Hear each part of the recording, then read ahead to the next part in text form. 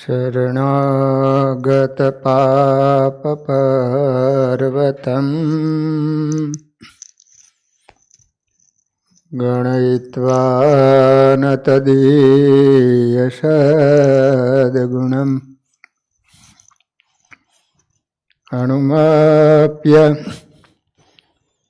तुल्यं हि मन्यते सहजानंद गुरुं भजे सदा।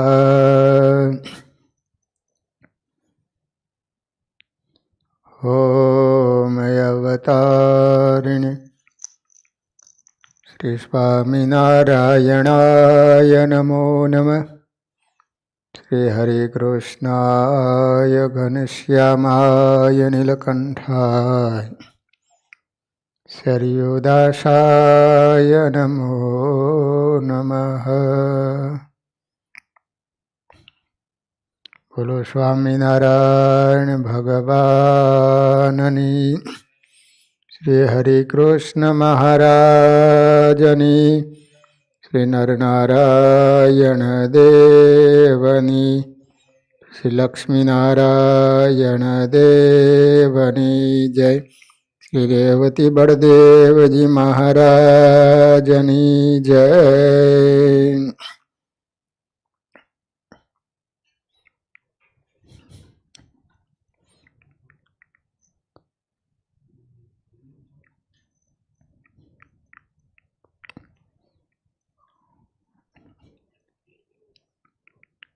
श्रीमद भागवत जीना 10મ સ્કંધની કથા સુખદેવજી મહારાજ પરીક્ષિત રાજાને સંભળાવી રહ્યા છે. કૃષ્ણ ભગવાન ગોકુળની અંદર અનેક પ્રકારના બાલ ચરિત્રો કરી રહ્યા છે.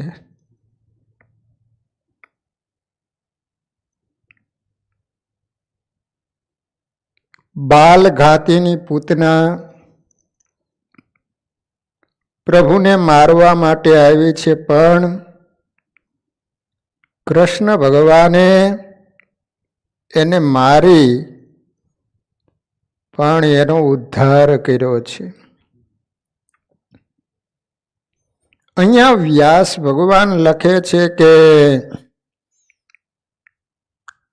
અહો બકીયમ સ્તનકાલકૂટમ જિઘાંસયા પાય અદપ્ય સાધ્વી લેભે ગતિમ ધાતૃચિતામ તતોન્યમ કમવા દયાલુ શરણમ વ્રજેમ.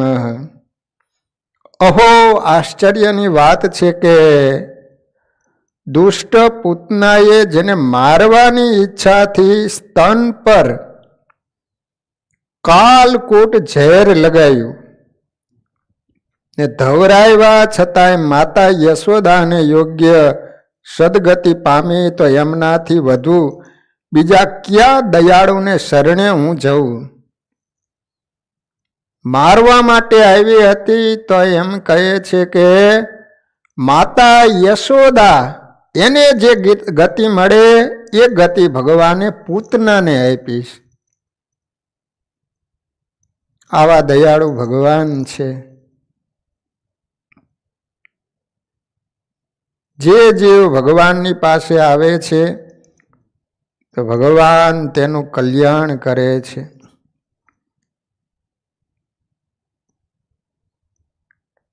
ગોપીઓ કહે છે કે નાનકડો લાલો તો આ રાક્ષસીઓને ક્યાંથી મારી શકે? રાક્ષસી એના પાપથી મરી અને અમારો કનૈયો નારાયણની કૃપાથી બચી ગયો. માં લાલાને રાક્ષસીનો સ્પર્શ થયો છે, તેથી એની નજર ઉતારવી જોઈએ. યશોદાજી કહે છે કે મને નજર ઉતારવાનું બરાબર આવડતું નથી. એક ગોપી કહે છે કે હું નજર ઉતારીશ, અને ગોપીઓ લાલાની નજર ઉતારવા લાલાને ગૌશાળામાં લઈ ગયા છે. લાલાને ગાયો બહુ વાલી છે, એમાંય પણ ગંગી ગાય તો અધિક વાલી હતી. ગંગી ગાયનો પણ લાલા ઉપર એટલો બધો પ્રેમ છે, લાલાની ઝાંખી ન થાય ત્યાં સુધી પાણી પણ પીતી નહીં ગાય. ગોવાળો કંટાળી જાય એટલે યશોદાજી પાસે આવે અને કહે, માં, લાલાને ગૌશાળામાં લઈ આવો. લાલાને ગૌશાળામાં લઈ જાય એટલે લાલાની ઝાંખી કરી ગંગી ગાય ઘાસ અને પાણી પીવે.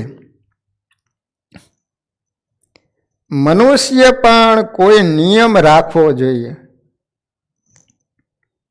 શાસ્ત્રમાં એવું વર્ણન છે કે જેના જીવનમાં પ્રભુ પ્રત્યેનો કોઈ નિયમ નથી તો એ પશુ સમાન છે. માણસે જીવનમાં કાંઈક નિયમ રાખવો જોઈએ કે 24 કલાકમાં એકવાર ભગવાનના દર્શન કરીશ, થોડીક વાર ભગવાનની કથા સાંભળીશ. આવા કાંઈક નિયમ હોવા જોઈએ. પ્રભુ ભજન વગરનું ભોજન એ પાપ છે. પેટની પૂજા પહેલી નહીં, પણ ભગવાનની પૂજા પહેલી. કે જેને આ પેટ આપ્યું છે. ઘણા વૈષ્ણવોનો નિયમ હોય છે કે રોજ મંગળાના દર્શન કરવા, પણ એમાં ઘણા તો પેટમાં ભર્યા પછી ડોલતા ડોલતા દર્શન કરવા જાય. એ બરાબર નથી.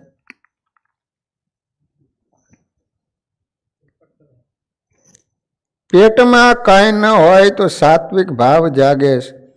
ઉપવાસ કરવાથી શરીર હલકું થાય છે, પાપ બળે છે. મોટા મોટા ઋષિઓએ અનેક વર્ષ તપશ્ચર્યા કરી પણ મનમાંથી અભિમાન ન ગયું, કામ ન ગયો. એટલે ગોકુળમાં એ ગાયો થઈને આવ્યા. ગાયો મોટા મોટા ઋષિઓ હતા. એ ગાયનું સ્વરૂપ ધારણ કરીને આવ્યા છે. નિષ્કામ કૃષ્ણને અમારો કામ અર્પણ કરી અમે પણ નિષ્કામ બનીશું. ગંગી ગાયને લાલાના દર્શન કરતા આનંદ થયો છે. શાંત ચિત્રવત ઊભી છે. ગોપીઓએ ગાયનું પૂંછડું હાથમાં લીધું. 3 વખત લાલાના ચરણથી મુખારવિંદ સુધી ફેરવ્યું. મારા લાલાને કોઈને નજર લાગી હોય, બહારની કોઈ અલાય બલાય વળગી હોય, એ સર્વે ગંગી ગાયના પૂંછડામાં જાય. આ પ્રેમ મૂર્તિ ગોપીઓની કથા છે. નજર ઉતર્યા પછી ગોપીઓએ કહ્યું કે માં, હવે લાલાને નવડાવો. ગોપીઓએ ગાયનું છાણ અને ગૌમૂત્રથી લાલાને સ્નાન કરાયું. ચોખ્ખું લખ્યું છે કે ગૌમૂત્રેણ સ્નાપયિત્વા. બજારમાંથી સાબુ લાવ્યા નથી, પણ ગૌમૂત્રથી સ્નાન કરાવ્યું. પછી ગરમ જળથી બાલકૃષ્ણ લાલને નવડાવે. ઋષિરૂપા ગોપીઓ લાલાને ઘેરીને બેઠી છે અને લાલા અંગ ઉપર હાથ ફેરવતી ધીરે ધીરે બોલે. એ કહે છે કે લાલાની આંખ કેટલી સુંદર છે. બીજી કહે છે કે લાલાના વાળ કેટલા સુંદર છે. ત્રીજી કહે છે કે લાલાના ગુલાબી ચરણ કમળ તો કેટલા સુંદર છે. મોટા મોટા ઋષિઓ ગોપીઓ થયા છે, એટલે તે ગોપીઓને ઋષિ રૂપા કહે છે. ઋષિ થયા પછી ગોપી થવાય છે. ગોપીઓ આમ ઋષિ હોવાથી એમને મંત્રનું જ્ઞાન છે.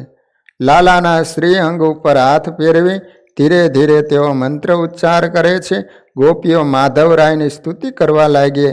લાલાની રક્ષા કરવાની પ્રાર્થના કરે છે, જેને બાળ રક્ષાનું સ્તોત્ર કહેવામાં આવે છે. ભાગવતજીમાં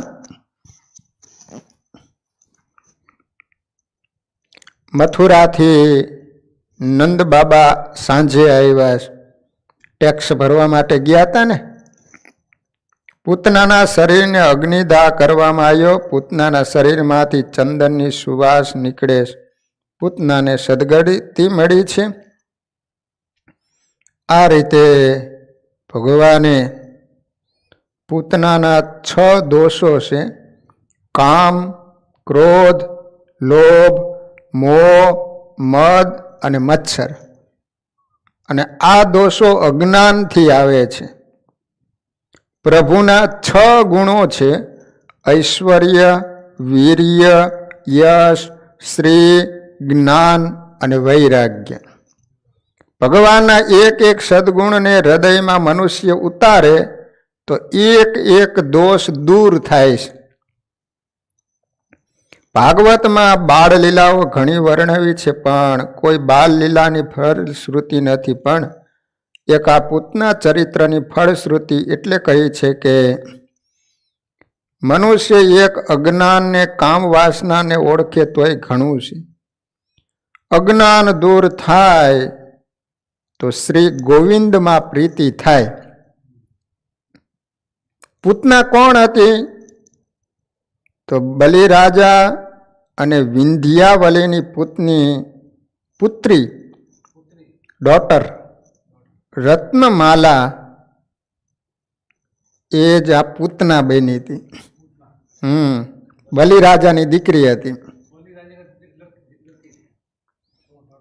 જ્યારે વામન ભગવાન બલિરાજાના દરબારમાં દાન માગવા આવે છે ને, ત્યારે એમના મનોહર રૂપને જોઈ સૌપ્રથમ રત્નમાલાને એના પ્રત્યે વાત્સલ્ય ભાવ થયો. ઓહો, કેટલો સરસ મજાનો બાળક રૂપાળો છે. વામન ભગવાન નાના હતા ને, એટલે બલિરાજાની દીકરી આમ જોયો ને તો એના પ્રત્યે આમ વાત્સલ્ય ભાવ જાગ્યો અને એને ધવડાવવાની ઈચ્છા થઈ. પણ પાછળથી બાળકના કરતૂત જોઈને પછી ભગવાને વિરાટ સ્વરૂપ ધારણ કર્યું ને, પછી એને એવી ઈચ્છા થઈ કે આને તો મારી નાખવો જોઈએ. આમ બંને વાસનાવાળી રત્નમાલા બીજા જન્મમાં પૂતના થઈ. મનમાં જ્યાં સુધી સૂક્ષ્મ વાસના વિરોધ રહી જાય ત્યાં સુધી મનનો નિરોધ થતો નથી. અને મનનો નિરોધ ન થાય ત્યાં સુધી મુક્તિ મળતી નથી. શ્રી કૃષ્ણ લીલા એ નિરોધ લીલા છે. પૂતનાની લીલા પછી હવે શકટ ભંજનની લીલા આવે છે. સુખદેવજી વર્ણન કરે છે કે રાજન, શ્રી કૃષ્ણે શકટ નામના રાક્ષસે માર્યો, એની કથા હવે સંભળાવું છું. ભગવાન હવે 108 દિવસના થયા છે. ગોપીઓને કૃષ્ણના દર્શન વગર ચેન પડતું નથી. રોજનો મંગળાના દર્શન કરવાનો એમનો નિયમ છે. યશોદાજી કહે છે કે અરે બાબરી ગોપીઓ, હજુ મારો કનૈયો સૂતેલો છે, આટલી વહેલી કેમ આવો છો? જરા દૂરથી કનૈયાના દર્શન વાતો કર્યા વગર કરો, નહીં તો મારો લાલો જાગી જશે. એક દિવસે સવારે ગોપીઓ આવે છે અને લાલાના પારણાને ઘેરીને ઊભી છે. પારણીઓ હોય નાના છોકરાઓને સુવડાવવા માટેનું. ગોપીઓ સૂતેલા બાળકૃષ્ણ લાલને જોતા ધરાતી નથી. આમ એક મીટે ભગવાનની સામે જોઈ જ રહેશે. આહા, લાલાનું કેવું મુખારવિંદ છે, જોયા જ કરે, જોયા જ કરે. ધરાતી નથી ગોપીઓ. એને ઘરે જવાનું, કામ કરવાનું હુજતું જ નથી. હવાર પડ્યું નથી કે યશોદાન ત્યાં આવે, અમને લાલાના દર્શન કરાવો. લાલાની ઝાંખી કરતા એના એક એક અંગના વખાણ કરે છે. તે ગોપીઓના ઉદ્ગારો કંઈક આવા જ છે. અરી સખી, કનૈયો સૂતો હોય ત્યારે એની ઝાંખી અલૌકિક લાગે છે. લાલાના વાકડિયા વાળ તો જો કેટલા સુંદર લાગે છે. લાલાનું વક્ષસ્થળ કેટલું વિશાળ છે. તે બહુ બળવાન થશે. મને તો લાલાના ચરણ બહુ ગમે છે. ચરણના તળિયા કેવા લાલ છે, એમાં ધ્વજ અંકુશનું નિશાન સ્પષ્ટ દેખાય છે. એને પખાડવાનું મન થાય છે, ચરણ ધોવાની ઈચ્છા થાય છે. લાલાની આંખ સુંદર, કાન સુંદર, હોઠ તો વળી કેટલા સુંદર છે. લાલાનું મુખડું અતિ મનોહર છે. મને તો લાલાનું મુખડું બહુ ગમે છે. લાલજીનું બધું જ સુંદર છે, મધુર છે. અધરમ મધુરમ વદનમ મધુરમ. મહાપ્રભુજીએ તેથી જ મધુરા અષ્ટકની રચના કરી છે. અહીં ગોપીઓ બોલતી નથી, પણ એમની ભક્તિ બોલે છે. બાકી જેને કેડે લંગોટી પણ નથી એવા વૈરાગી સુખદેવજી શું આ ગોવાલણોની કથા કરે છે? ના, આ તો ભક્તિની કથા છે. ગોપીઓએ ગોવાલણ નથી, ગોપીઓ ભક્તિ માર્ગની આચાર્યાઓ છે. ભક્તિ કેવી રીતે કરવી એ ગોપીઓ બતાવે છે. પરમાત્માના સ્વરૂપમાં આસક્તિ એ જ ભક્તિ છે. એક એક અંગનું ચિંતવર કરતા તન્મયતા ના થાય ત્યાં સુધી સર્વ અંગનું ધ્યાન થતું નથી. ગોપીઓ આજે લાલાના એક એક અંગના દર્શન કરે છે. ગોપીઓની આંખ અને મન શ્રી કૃષ્ણના એક એક અંગમાં સ્થિર છે. તેવામાં લાલાએ પડખું ફેરવ્યું. આમ બાળક પડખું ફરે ને, યશોદાજી કહે હજુ 3 મહિનાનો થયો નથી અને પડખું ફેરવે છે. મને લાગે છે કે લાલો ભવિષ્યમાં મહાબળવાન થશે, શક્તિશાળી બનશે. લાલાએ પડખું ફેરવી એટલે યશોદા માએ અંગ પરિવર્તન નામનો ઉત્સવ કરવાનો નિર્ણય કર્યો છે. અંગ પરિવર્તન હિન્દુ સંસ્કૃતિમાં બાળકનો જન્મ થાય એટલે એની ઉપર 16 સંસ્કાર કરવામાં આવે છે. તો બાળક પડખું ફર્યો એટલે યશોદામાએ વિચાર કર્યો કે હવે લાલાનો અંગ પરિવર્તન નામનો ઉત્સવ કરવો છે. ભગવાનનું પ્રાગટ્ય હૃદયમાં થાય તે ઉત્સવ લુલીના લાડ કરવા માટે ઉત્સવ નથી. ઉત્સવ ભગવાન સાથે એક થવા માટે છે. બહિર્મુખ વૃત્તિને નિવૃત્ત કરવા અને અંતર્મુખ દ્રષ્ટિને સિદ્ધ કરવા માટે ઉત્સવ છે. દેહમાં હોવા છતાં દેહ ભાન ભૂલવા માટે ઉત્સવ છે. યશોદાજી વિચારે છે કે રોજ બ્રાહ્મણોની પૂજા કરું છું તે સારું છે, પણ આજે મારે ગોપીઓ અને ગોવાળોની પૂજા કરવી છે કે જેમના આશીર્વાદથી મને પુત્ર મળ્યો છે. યશોદાજી એમ કહેતા નથી કે આ ગોવાળો ગરીબ છે એટલે મારે મદદ કરવી છે. દરેક જીવ ભગવાનનો દીકરો છે, ઈશ્વરનો અંશ છે. જે ઈશ્વરનો દીકરો છે એને ગરીબ કહીએ ને તો ભગવાનને ખોટું લાગે. ભગવાનના રાજ્યમાં કોઈ ગરીબ નથી. ગરીબી કે અમીરી એ સર્વ કર્મની ગતિ છે. કોઈ જીવને ગરીબ માની એનું અપમાન કરવું એ ભગવાનના અપમાન કરવા સમાન છે. નમ્ર થઈને નીચી આંખ કરીને દાન આપવું જોઈએ. દાન લેવા આવનારના હૃદયમાં પણ ભગવાન વસેલા છે એમ સમજીને આપવું જોઈએ. આપનારો જો દાન લેનારમાં ભગવદ ભાવ ન રાખે ને તો એ દાન સફળ થતું નથી. એટલે જ યશોદાજી અહીં કહે છે કે મારે જાતે એક એકની પૂજા કરવી છે, એક એકનું સન્માન કરવું છે. ગરીબની પૂજા કરવી અને મદદ કરવી એ બેમાં અંતર છે. મદદ કરવાથી હું વધી જાય તો એ દાન કશા કામનું નથી. દાન આપ્યા પછી જો દેહ અભિમાન મરે,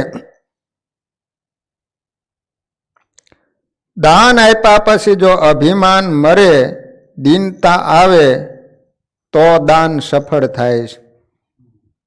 ગરીબમાં રહેલા ભગવાનની પૂજા કરવાની છે. પૂજા ના થાય તો છેવટે મનથી પૂજા કરી 2 હાથ જોડવાના છે અને દાન લીધા માટે આભાર માનવાનો છે. ગરીબને દાન આપશો તો તે આભાર માનશે, પણ એની મનથી પૂજા કરો અને એનો આભાર માનો તો એ આશીર્વાદ આપે છે. ભગવાનની પૂજા ખાલી મંદિરમાં જ થાય એવું નથી, બીજી અનેક રીતે થાય છે. કનૈયાનું પ્રાગટ્ય થયું ત્યારે ગોપીઓ ભેટ આપવા લઈને દોડી હતી. તે વખતે યશોદાજી સામે ભેટ આપવા ગયા ત્યારે ગોપીઓએ કહેલું, આજે તો અમારે કનૈયાને આપવાનું હોય, લેવાનું નહીં. એટલે એ વખતે કોઈ ગોપીઓએ લીધું નથી. લેવાની ઈચ્છા છે ત્યાં મોહ છે, આપવાની ઈચ્છા છે ને ત્યાં પ્રેમ છે. યશોદાએ આખા ગામને આમંત્રણ આપ્યું છે, આખા ગામને જમાડવું છે. નંદ બાબા કહે છે કે તું આપવામાં બિલકુલ સંકોચ ન રાખતી. કનૈયો આવ્યો ને ત્યારથી ખબર પડતી નથી કે કોણ મારા ઘરમાં મૂકી જાય છે, એટલી બધી સંપત્તિ આવી છે. લક્ષ્મીજી તો ત્યારે મનુષ્યને છોડીને જાય છે કે જ્યારે લક્ષ્મીજીનો દુરુપયોગ થાય છે. માણસ જ્યારે લક્ષ્મીજીનો દુરુપયોગ કરે ને ત્યારે એના ઘરેથી લક્ષ્મીજી જતા રહેશે. કહે છે કે જીવનમાં એક દશકો એવો આવે છે કે જ્યારે ભાગ્ય અનુકૂળ થાય. મહાત્માઓ કહે છે કે જ્યારે ભાગ્યોદયનો સમય હોય ત્યારે પ્રેમથી ખૂબ દાન કરજો, વાપરજો, સંકોચ રાખશો નહીં. જેટલું આપશો એનાથી બમણું પાછું આવશે. લક્ષ્મીજી ઘરમાં અખંડ બિરાજશે. પણ ભાગ્ય જો પ્રતિકૂળ થાય તો સંપત્તિને સાચવવા પ્રયત્ન કરવામાં આવે ને તોય પણ એ ઘરમાં રહેતી નથી. ભાગ્ય પ્રતિકૂળ થતા ધર્મરાજા યુધિષ્ઠિર, નળરાજા વગેરે પણ દરિદ્ર થયા હતા. તો સાધારણ મનુષ્યનો તો શું હિસાબ.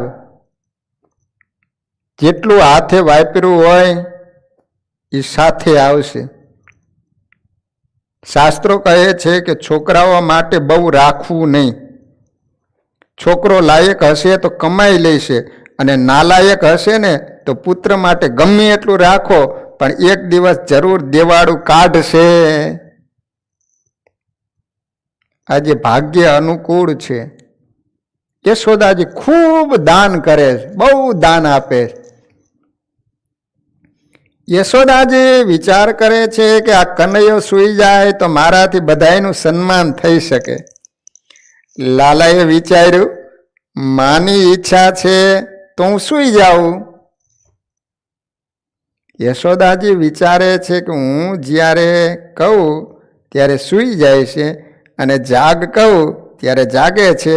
બહુ કનૈયો ડાયો હશે. લાલો આનંદ સ્વરૂપ છે. લાલાએ માને ત્રાસ આપ્યો નથી. લાલાએ આંખો બંધ કરી દીધી, અંદરથી જાગે છે.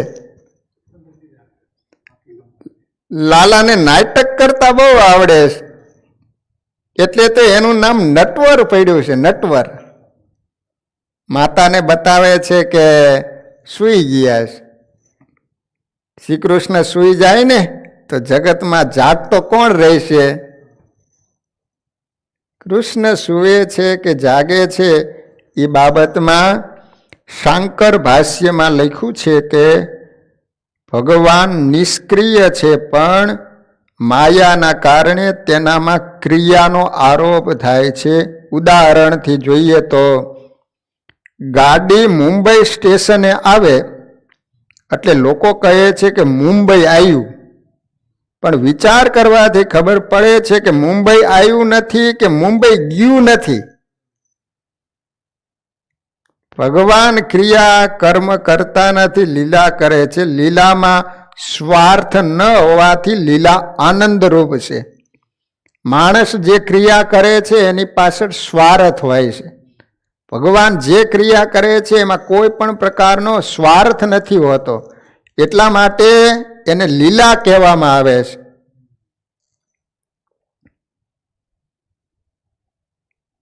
કર્મ અને લીલા વચ્ચેનો તફાવત છે. જીવ જે કરે છે એને કર્મ કહેવામાં આવે, એને ક્રિયા કહેવામાં આવે. ભગવાન જે કરે છે એને લીલા કહેવામાં આવે છે. એ બંનેમાં ફરક છે, ક્રિયા અને લીલામાં.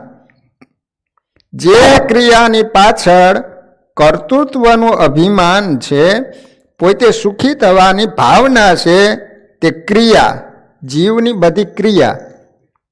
જે ક્રિયા પાછળ કર્તૃત્વનું અભિમાન નથી, બીજાને સુખી કરવાની ભાવના, એ લીલા, ભગવાનની લીલા કહેવામાં આવે છે. ભગવાન જે જે કરે છે એમાં જીવને સુખી કરવા માટેની ભાવના હોય છે. જીવ જે કરે છે એ પોતે સુખી થવાની ભાવના હોય છે. આટલો ફેર હોય છે. યશોદાજી વિચારે છે કે આખું ગામ મારે ત્યાં આવવાનું છે, ઘરમાં ભીડ અને અવાજ થશે તો સૂઈ ગયેલો લાલો જાગશે, એટલે લાલાનું પારણું ઘર બહાર ઝાડ નીચે ગાડાની તળે બાંધ્યું. જેનો ઉત્સવ કરે છે એ ભગવાનને બહાર કાઢ્યા. ઘણી વાર આપણે ભગવાનનો ઉત્સવ કરતા હોઈએ પણ ધ્યાન ન રહે તો ઘણી વાર ઉત્સવમાં ભગવાન ભૂલાઈ જાય, અને જ્યારે ભગવાન જીવ ભૂલે છે ત્યારે દુઃખ આવે છે. ત્યાં જે યશોદાજીએ બધા એટલા બધા મહેમાનો આવ્યા છે, ગામના કેટલા બધા માણસો આવ્યા છે, તો એને એમ થયું કે આ લાલો અહીંયા નડતર રૂપ થાય છે. તે બહાર ગાડું હતું, ગાડા નીચે ઓલું પારણિયું બાંધીને એમાં ભગવાનને પધારી દીધા. યશોદાજી એક એક ગોપીનું સન્માન કરે છે. કોઈ એના બાળકને લીધા વગર આવ્યું હોય તો ઠપકો આપી બાળકને લેવા મોકલે છે. ગોપી ઘેર જઈ બાળકને લઈ આવે એટલે યશોદાજી બાળકના કપાળમાં તિલક કરે છે અને હીરા મોતીની કંઠી પહેરાવે છે. બાળકને સુંદર કંઠી આપે છે એટલે માને આનંદ થાય છે. ગોપીઓ હૃદયથી આશીર્વાદ આપે છે, બાલકૃષ્ણ લાલ કી જય હો, જય હો, જય હો. ઘરમાં આવેલા વ્રજવાસીઓનું સન્માન કરતા તન્મય થયા, લાલાને ભૂલી ગયા. બીજી બાજુ બાલકૃષ્ણલાલ જાગ્યા, ઓલા સકટ નીચે હુવડાવેલા હતા ને ગાડા નીચે, આંખો ખોલીને જુએ છે કે માં ક્યાં છે. મારી માં ઉત્સવ મારો કરે અને મને જ ભૂલી ગઈ. મને એ ગાડા નીચે રાખ્યો છે, ઘરની બહાર કાઢ્યો છે. ઉત્સવના દિવસે ભગવાનને ભૂલી જવા એ બરાબર નથી. મનુષ્ય સારું કર્મ કરે અને ભગવાનને ભૂલે તો સૂક્ષ્મ રૂપે અભિમાન વધે છે, અભિમાન વધે. હું કરતો નથી, ભગવાન કરે છે એમ માનવાથી અને સારું કર્મ ભગવાને કરાયું અને ખરાબ થાય તો એ મેં કર્યું એવું માનવું, એને ભક્તિ કહેવાય છે. સારું કામ થાય ને, સારો ઉત્સવ થાય ને તો એમ માનવું કે મારા ભગવાને કરાયું. એની અંદર કંઈ ખરાબી થાય તો એમ માનવાનું કે મારી ભૂલ છે. પણ માણસ શું કરે, સારું થયું હોય ને મેં કર્યો તો જો હું હતો ને એટલે સારો ઉત્સવ થયો એમ. મનુષ્ય શું કરવાનો હતો? શક્તિ અને બુદ્ધિનું દાન તો ભગવાન કરે છે. તમને બુદ્ધિ કોને આપી? ભગવાને આપેલી. શક્તિ કોને આપી હતી? ભગવાને આપી હતી. યશોદામાં લાલાને ભૂલી ગયા એટલે વિપત્તિ આવી, દુઃખ આવ્યું. સટ્ટાસુર રાક્ષસ આવ્યો. રાક્ષસ જીવનમાં જ્યાં સુધી થોડીક પણ અપેક્ષા છે ત્યાં સુધી વ્યવહાર છૂટતો નથી. વ્યવહાર કરવો પડે છે. વ્યવહાર કરવો એ ગુનો નથી, પણ વ્યવહાર કરતા કરતા એની સાથે એક થવું એ ગુનો છે. ધંધો કરવો એ પાપ નથી, પણ ધંધો કરતા ભગવાન ભૂલી જવા એ પાપ છે. વેપારી દુકાનમાં ભગવાનની પૂજા કરે છે, પણ ગ્રાહક વસ્તુ લેવા આવે એટલે તરત એ ભગવાનને ભૂલી જાય છે. ગ્રાહકને ઈશ્વરની સન્મુખ જ છેતરે છે. 5 રૂપિયાની વસ્તુ 25માં આપે, છતાં ગ્રાહકને કહે કે તમે મારા મિત્ર છો એટલે પડતર ભાવે આપું છું. લેનાર એમ સમજે કે ભાઈબંધ છે એટલે કોટ ખાઈને માલ આપે. એને પડતર ભાવનો જે શબ્દ વેપારી બોલે છે એના અર્થની ખબર નથી. પડતર ભાવ એટલે કે તું પડવાનો અને હું તરવાનો. લક્ષ્યને લક્ષ્યમાં રાખી વ્યવહાર કરવાનો છે. લક્ષ્ય છે ભગવાનને મળવાનું. લક્ષ્યને જે ભૂલે છે તે 84 લાખના ચક્કરમાં ભમે છે. જ્ઞાની મહાત્માઓ ભગવાનને ભૂલતા નથી અને વ્યવહાર કરે છે. જનક રાજા વ્યવહાર કરતા જ હતા ને. મોટા મોટા ભક્તો થઈ ગયા, એ વ્યવહાર તો કરતા જ હતા, પણ ભગવાનને ભૂલ્યા નહોતા. ગોપીઓનું સન્માન કરતા યશોદાજી લાલાને ભૂલી ગયા, ભગવાનને ભૂલી ગયા. ભગવાનને ઠીક ન લાગ્યું એટલે ધીરે ધીરે રોવાનું ચાલુ કર્યું. બાળક રોવે એટલે પગ પણ ઊંચા થાય. લાલાના પગ પણ ઊંચા થયા. ઉપર જુએ તો ગાડા ઉપર સટ્ટાસુર રાક્ષસ, એ પૂતનાનો ભાઈ હતો. હા, પૂતના કા ભાઈ થા. એ ગાડા ઉપર આવીને બેઠો હતો. ભગવાનને મારવા માટે આવ્યો. પૂતનાનું વેર લેવા માટે આવ્યો. એની બેનને માર નાખી હતી ને ભગવાને. રાક્ષસ વિચારે છે કે આ બાળકે જ પૂતનાનો વધ કર્યો, અત્યારે લાગ સારો આવ્યો છે, ગાડા ઉપર બેસીને દબાવી દઉં એટલે મરી જશે. કૃષ્ણ પણ મનમાં વિચારે છે કે મામા કંસે વળી આ નવું રમકડું મોકલું, એટલે પગ ઉછાળી ગાડાને પગથી ઠોકર મારી એટલે ગાડું ઊંધું પડી ગયું અને સટ્ટાસુર પણ ઉથલી ગયો અને ઉકલી ગયો, મરી ગયો.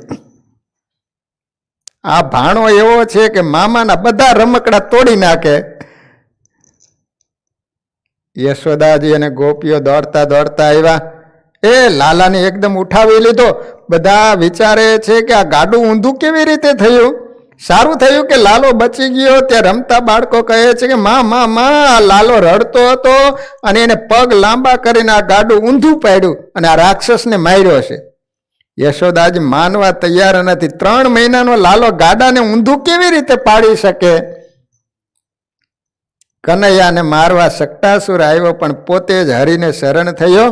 શકટ ભંજન લીલા. સટ્ટાસુર ચરિત્રનું રહસ્ય એવું છે કે મનુષ્યનું જીવન સંસાર એ ગાડું છે, અને જો આ જીવન ગાડાની નીચે ભગવાનને રાખવામાં આવે તો ભગવાન એ જીવન ગાડાને ઠોકર મારશે અને જીવન ગાડું ઊંધું પડી જશે. સામાન્ય રીતે જે વસ્તુ મુખ્ય હોય એને ઉપર રાખવામાં આવે અને ગૌણ વસ્તુને નીચે રાખવામાં આવે. ભગવાન એ મુખ્ય છે અને વિષયો એ ગૌણ છે. પણ જેના જીવનમાં વિષયો મુખ્ય હોય અને ભગવાન ગૌણ હોય એનું ગાડું ઊંધું પડે. તો એમાં શું આશ્ચર્ય? જેના જીવનમાં પરમાત્મા ગૌણ થઈ જાય એના જીવનમાં પૈસો મુખ્ય થઈ જાય છે. આવી જ કથા સત્સંગી જીવનમાં આવે છે. ભક્તિ માતાએ જ્યારે ઘનશ્યામ મહારાજનો ચૌલ કર્મ સંસ્કાર કર્યો ત્યારે બધા મહેમાનોને આમંત્રણ આપવામાં આવ્યા. એટલા બધા માણસો આવ્યા. તે ભક્તિ માતાએ વિચાર કર્યો કે આ ઘનશ્યામ છે ને અહીંયા આડા આવશે. તે નાના નાના બાળકોને કહ્યું કે તમે આ ઘનશ્યામને રમાડવા માટે લઈ જાઓ. ભગવાન વિચાર કરે છે કે માં મારો સંસ્કાર કરે છે, મારો ઉત્સવ કરે છે ને હું આડો આવ્યો? તો હવે જોઈ લો તમે. અને ભગવાન ગયા, બાળકોની સાથે રમતા હતા અને એ જ વખતે કાલિદત્ત આવ્યો છે. ઘનશ્યામ મહારાજે કાલિદત્તનો વધ કર્યો છે. ભક્તિ માતા જ્યારે ભગવાનને ભૂલ્યા ત્યારે એમના જીવનમાં દુઃખ આવ્યું છે.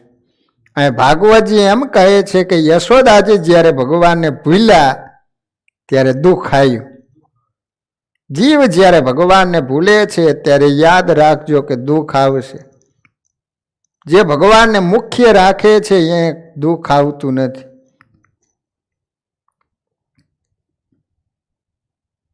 માટે કોઈ દિવસ જીવનમાંથી ભગવાનને ભૂલશો નહીં. ભગવાન છે તો બધું છે. ભગવાન ગયા તો સમજી લેજો કે સંસારમાં આપણું કોઈ નથી. માટે જીવનમાં ભગવાનને પ્રધાન રાખજો, મુખ્ય રાખજો. કોઈ પણ કાર્ય કરતા પહેલાં ભગવાનને આગળ રાખો. કોઈ પણ ક્રિયા કરતા ભગવાનને આગળ રાખો. બસ મારા ભગવાન કરે છે, હું તો નિમિત્ત માત્ર છું. મહાત્માઓ કહે છે કે ગૃહસ્થાશ્રમ એ ગાડું છે, પતિ પત્ની એ બે પૈડા છે. આ ગાડા ઉપર શ્રી કૃષ્ણને પધરાવો. આ જીવન ગાડાના સારથી શ્રી કૃષ્ણ છે. ઇન્દ્રિયો એ ઘોડા છે, શરીર રથ છે. પ્રભુને કહો કે નાથ તમારે શરણે આવ્યો છું. અર્જુનની જેમ જ મારા શરીર રથ ઉપર સારથી બની એને સીધે માર્ગે લઈ જાઓ. આપણા જીવન રથના સારથી ભગવાનને બનાવો. અર્જુનજીએ જે રીતે ભગવાનને સારથી બનાવ્યા ને તો અર્જુનજીની જીત થઈ. એમ વિષયની સામે, માયાની સામે આપણી જીત થશે. જીવન રથના સારથી ભગવાનને બનાવશો તો. જેના શરીર રથના સારથી ભગવાન બનતા નથી તો એના શરીર રથના સારથી મન બને. મન પછી બધે ગમે ત્યાં લઈ જાય. મન જો સારથી બને તો જીવન રથને ખાડામાં નાખે. રોજ તો કેટલાકનું ગાડું સીધું જાય છે, પણ રવિવાર આવે ને તો ગાડું અવળું જાય. તેઓ સમજે છે કે રજાના દિવસે ખૂબ ખાવાનું, ખૂબ ઊંઘવાનું, આ સારું નથી. વીર થવાનો વાર એટલે રવિવાર છે. મનુષ્યના જીવનમાં ભોગ મુખ્ય નથી પણ ભગવાન મુખ્ય છે. ગાડું અવળા માર્ગે જાય કે ભગવાનને ગૌણ બનાવી ગાડાના નીચે રાખે તો ભગવાન એ ગાડું ઊંધું પાડે છે. જેના જીવનમાં ભક્તિ મુખ્ય છે, જેના જીવનમાં ભોગ ગૌણ થઈ જાય છે અને જે ભક્તિને ગૌણ ગણે એના જીવનમાં ભોગ મુખ્ય થઈ જાય છે. આપણા ધર્મમાં 4 પુરુષાર્થ માનવામાં આવે છે. 4 પુરુષાર્થ. ધર્મ, અર્થ, કામ અને મોક્ષ. પહેલો ધર્મ અને છેલ્લો મોક્ષ. ધર્મ, અર્થ, કામ અને મોક્ષ. ફર્સ્ટ નંબર ધર્મ એન્ડ છેલ્લો નંબર મોક્ષ. એ બંનેની વચ્ચે અર્થ અને કામ છે. એટલે કે અર્થ એટલે પૈસો અને કામ એ ધર્મ અને મોક્ષની મર્યાદામાં રહીને પ્રાપ્ત કરવા જોઈએ. માનવ જીવનમાં અર્થ અને કામ એ ગૌણ છે, જ્યારે ધર્મ અને મોક્ષ મુખ્ય છે. અર્થ એટલે પૈસો અને કામ એ બંને એ રીતે ભોગવવા જોઈએ કે ધર્મમાં રહીને તમારો મોક્ષ ન બગડે એ રીતે.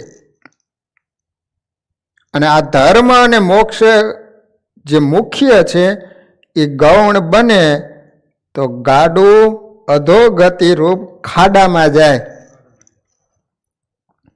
સટ્ટાસુર એ કામ, ક્રોધ, લોભ છે અને આ સટ્ટાસુર છાતી પર ન ચડી બેસે એના માટેનો ઉપાય બતાવવામાં એક સંત કહે છે કે સટ્ટાસુર લીલા કરી ત્યારે શ્રી કૃષ્ણ ભગવાન 108 દિવસના થયા હતા. ભગવાનની ઉંમર 108 દિવસ. માળાના મણકા 108 છે. માળા હાથમાં લઈને ભગવાનના નામની માળા ફેરવવાથી સટ્ટાસુર છાતી પર ચડી નહીં બેસે. માળા સાથે મૈત્રી કરો તો સટ્ટાસુર શાંત થશે અને માળા સાથે મૈત્રી નહીં કરો તો સટ્ટાસુર માથે ચડી જશે, માથે બેસશે. કામ, ક્રોધ, મોહનો વેગ સહન કરવો હોય તો પરમાત્માના આશ્રય સિવાય બીજો ઉપાય નથી. આ સટ્ટાસુરની નામ હતું ઉત્કચ અને પૂર્વ જન્મમાં હિરણ્યાક્ષનો પુત્ર હતો. હિરણ્યકશિપુ અને હિરણ્યાક્ષ બંને ભાઈ હતા. એમાં હિરણ્યાક્ષના દીકરાનું નામ હતું ઉત્કચ. તેને ઋષિનું અપમાન કર્યું. એ શું કરે, જે વૃક્ષ નીચે ઋષિઓ બેસીને ધ્યાન કરતા હોય ને તો એ એટલો શક્તિશાળી હતો કે ઝાડવા હેઠા નાખે. ઋષિ બેઠા હોય ને એના ઉપર ઝાડવા નાખે. તેમાં લોમસ નામના ઋષિ હતા ને, તેને ક્રોધ ચડ્યો અને શ્રાપ દીધો કે તું સૂક્ષ્મ રૂપે થઈ જા, શરીર રહિત થઈ જા.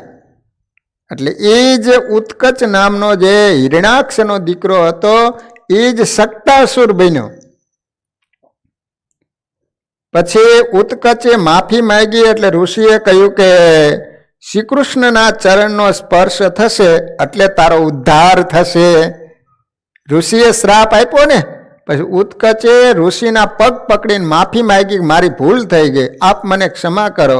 ત્યારે લોમસ ઋષિએ એને વરદાન આપ્યું કે તને ભગવાનનો સ્પર્શ થશે ને એટલે તારો ઉદ્ધાર થઈ જશે. આજે સટ્ટાસુરને ભગવાને પગની લાત મારી, ભગવાનનો સ્પર્શ થયો એટલે એનો ઉદ્ધાર કર્યો. ઉત્કચ સટ્ટાસુર સૂક્ષ્મ રૂપે ગાડામાં આવીને રહ્યો હતો. શ્રી કૃષ્ણના ચરણ સ્પર્શથી એનો ઉદ્ધાર થયો. એક દિવસ યશોદાજી લાલાને ખોળામાં બેસાડીને રમાડતા હતા. ત્યારે તૃણાવર્ત દૈત્યને મારવા કૃષ્ણ ભગવાન ભારે બન્યા. ભગવાનને ખોળામાં બેસાડેલા છે. એ વખતે ભગવાને શરીરમાં વજન વધાર્યો. યશોદા માતા વિચાર કરે કે આ શું, આટલો બધો વજન? તે સહન ન થયા ને તે ભગવાનને નીચે મૂકી દીધા. ભગવાનને નીચે મૂકી અને ઘરકામમાં લાગી ગયા. તે વખતે તૃણાવર્ત વંટોળિયાનું રૂપ લઈને આવ્યો. વંટોળિયો શ્રી કૃષ્ણનું હરણ કરી અને આકાશ માર્ગે ગયો. ભગવાન હુતા હતા ને, યશોદામાએ જ્યાં મૂકેલા હતા ને, અહીંયાથી વંટોળિયા રૂપે આવી ભગવાનને લઈને આકાશ માર્ગે ઉડવા લાગ્યો. શ્રી કૃષ્ણનું હરણ કરી આકાશમાં ગયો. શ્રી કૃષ્ણ ત્યારે વધુ ને વધુ ભારે બન્યા અને એને પછાડ્યો એટલે એના પ્રાણ ઉડી ગયા. આકાશ માર્ગે લઈ જતા તો ભગવાને વિચાર કર્યો કે આમ ક્યાં તું મને લઈ જઈશ. તે ભગવાને એટલો બધો વજન વધાર્યો કે એ તૃણાવ્રતથી સહન ન થયો. ભગવાને વિચાર કર્યો કે હવે તો ગોકુળની હદ પૂરી થવા આવી, આમ મને ક્યાં સુધી લઈ જઈશ. અને ભગવાને વિચાર કર્યો કે જ્યાં સુધી હું 11 વર્ષનો ન થાઉં ત્યાં સુધી ગોકુળ વૃંદાવન બહાર ક્યાંય ન જવું. 11 વર્ષ પછી જ મારે મથુરા જવું. ભગવાને ગોકુળ અને મથુરાની અંદર રહ્યા ત્યાં સુધી 5 નિયમોનું પાલન કર્યું. ભગવાનના 5 નિયમ હતા કે જ્યાં સુધી 11 વર્ષનો ન થવું ત્યાં સુધી મારે વ્રજને છોડવું નહીં. બીજું, જ્યાં સુધી ગોકુળ અને વ્રજની અંદર રહું ત્યાં સુધી સીવેલા વસ્ત્ર ન પહેરવા. ભગવાન કાયમને માટે પીતાંબર અને એક ખેસ પહેરતા, સીવેલા કપડાં નહોતા પહેરતા. ત્રીજો નિયમ હતો માથાના વાળ કપાવવા નહીં. કનૈયો મોટા ગુલ્ફા રાખતા, લાંબા વાળ રાખતા. પછી ચોથું, હાથમાં હથિયાર ધારણ કરવું નહીં. ગોકુળમાં અને વ્રજમાં જ્યાં સુધી ભગવાન રહ્યા ત્યાં સુધી હાથમાં કોઈ દી હથિયાર ધારણ ન કર્યું. કાયમ વાંસળી રાખતા, ગેડી રાખતા. પાંચમું, જે અસુરો માર્યા એ બધાને વગર હથિયારે માર્યા. અને પાંચમું નિયમ હતું પગમાં જોડા પગરખા પહેરવા નહીં. વ્રજમાં ભગવાન જ્યાં સુધી રહ્યા ત્યાં સુધી ખુલ્લા પગે જ વિચરણ કર્યું. કોઈ દિવસ પગમાં પહેર્યું નહોતું કંઈ ભગવાને. એટલે ભગવાને વિચાર કર્યો કે હવે તો આ ગોકુળની હદ પૂરી થવા આવી, મારે હવે એ હદને છોડવી નથી. એટલે ભગવાન એટલો વજન વધાર્યો ને તે ઓલા તૃણાવ્રતને હેઠો નાખ્યો અને હેઠે પડતા જ એનું પ્રાણ પંખીરું ઉડી ગયો. તમામ દેવતાઓએ કનૈયાની જય બોલાવી. આ રીતે ભગવાને તૃણાવ્રતનો ઉદ્ધાર કર્યો છે. તૃણાવ્રત એ રજોગુણનું સ્વરૂપ છે. રજોગુણ મનને ચંચળ બનાવે છે. સમયની સાથે શ્રી કૃષ્ણ હવે ધીમે ધીમે મોટા થયા છે. ઘૂંટણીએ ચાલતા ગૌશાળામાં આવે છે. હવે ભગવાન ઘૂંટણીએ ચાલતા થઈ ગયા. ગાયો કનૈયાને ઓળખતી હતી. મોટા ઋષિઓ ગોકુળમાં ગાયો થઈને આવ્યા હતા. એક ગાયનો તાજો જન્મેલો વાછરડો આંખો બંધ કરી સ્થિત પ્રજ્ઞની જેમ બેઠો બહુ સુંદર લાગે છે. નાનકડો છે એટલે લાલજી એમ સમજે છે કે આ મારો ભાઈબંધ છે, એટલે એના ગળામાં હાથ નાખ્યો, પ્રેમથી એને મળે છે. પણ વાછરડો અચાનક નવા વ્યક્તિના આગમનથી ગભરાણો અને હમ્મા કરવા લાગ્યો. ત્યારે કૃષ્ણ મૈયા કરે છે પણ વાછરડાને છોડતા નથી. ગાય આનંદમાં વાછરડાને ભૂલી જાય છે અને વાલથી કનૈયાને ચાટે છે. યશોદાને ખાતરી થઈ કે ગાયોની સેવા કરવાને કારણે જ ગાયોની આશીષથી મારે ત્યાં દીકરો થયો છે. કનૈયો ગાયો સાથે રમે છે. ચાલણ ગાડી તો મળે નહીં એટલે ગાયનું પૂંછડું પકડીને કનૈયો ઊભો થવા જાય છે. માં કહે, કનૈયા તું બહુ તોફાન કરે છે, લાલા આ ગાયો તને મારશે. અને લાલાનું હુલામણું નામ પડ્યું છે વત્સ પુચ્છાવલંબનમ. વત્સ પુચ્છાવલંબનમ.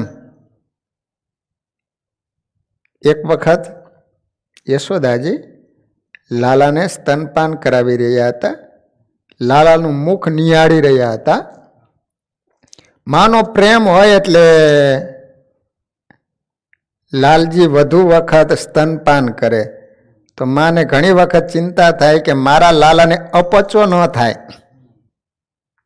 લાલજી કહે છે કે માં, તારું દૂધ હું એકલો પીતો નથી, મારા મુખમાં રહેલું સમસ્ત વિશ્વ એનું પાન કરે છે. તેવામાં કનૈયાએ બગાસું ખાધું અને યશોદા અને લાલાના મુખમાં સમસ્ત બ્રહ્માંડના દર્શન થયા.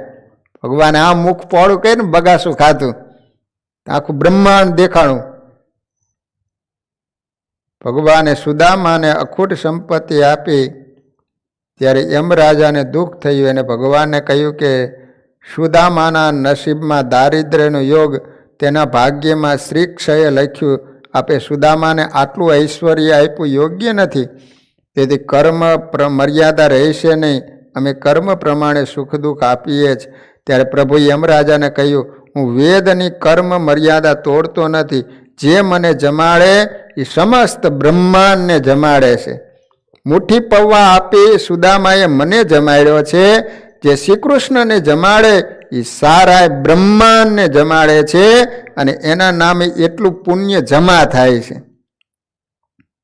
યશોદા માને શ્રી કૃષ્ણ કહે, માં તું મને તૃપ્ત કરતી નથી પણ સમસ્ત બ્રહ્માંડને તૃપ્ત કરે છે.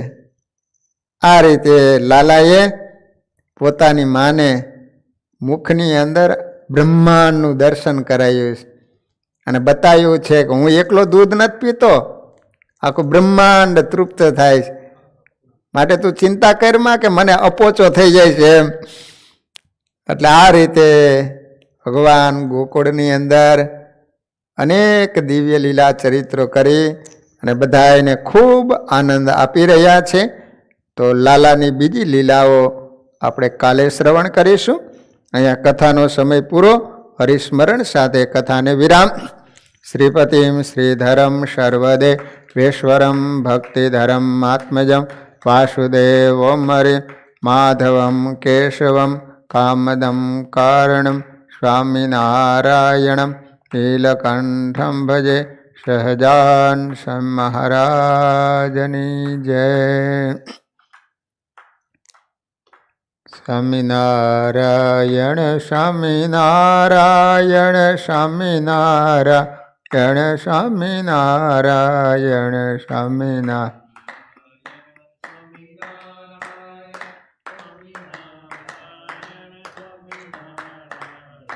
સ્વામિનારાયણ સ્વામિનારાયણ સ્વામિનારાયણ સ્વામિનારાયણ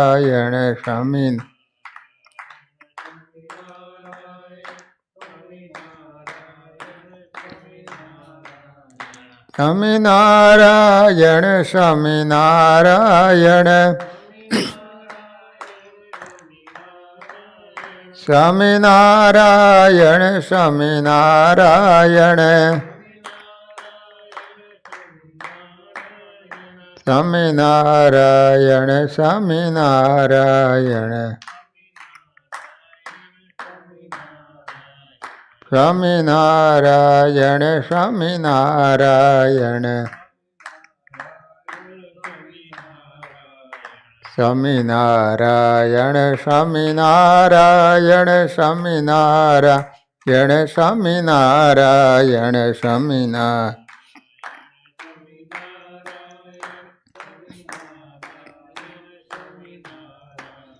સ્વામિનારાયણ સ્વામિનારાયણ સ્વામિનારાયણ સ્વામિનારાયણ.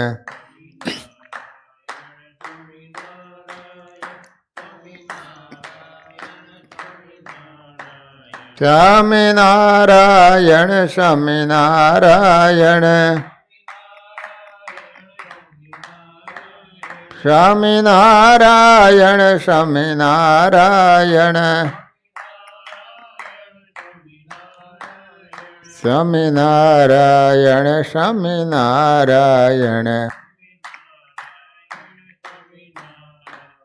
સ્વામિનારાયણ સ્વામિનારાયણ સ્વામિનારાયણ સ્વામિનારાયણ સહજાન મહારાજની હરે કૃષ્ણ મહારાજ નરનારાયણ